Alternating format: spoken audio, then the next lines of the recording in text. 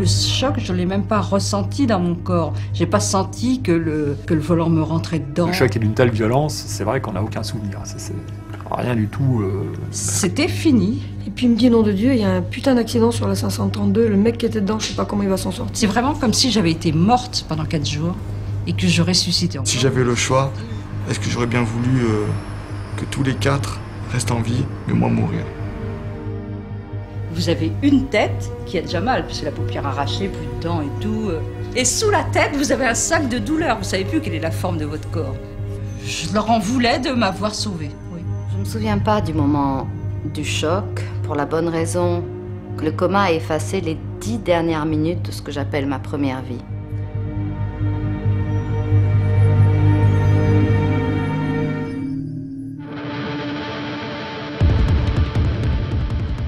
On se sent plus fort derrière son volant. Parce que c'est un gros engin qui devient l'extension de moi-même. C'est un lieu où l'agressivité va s'exprimer plus qu'ailleurs, parce qu'il y a ce sentiment d'être protégé. Cette illusion d'être protégé. On mélange plaisir et limite, quelque part, limite de la vie.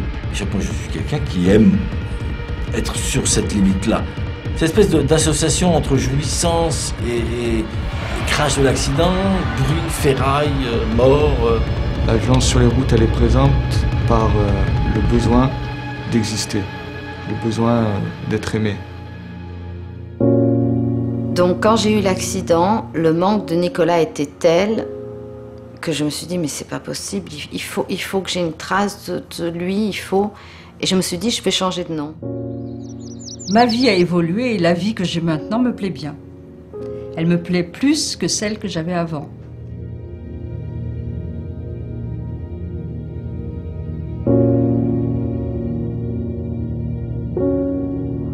Personne ne se souvient de sa naissance.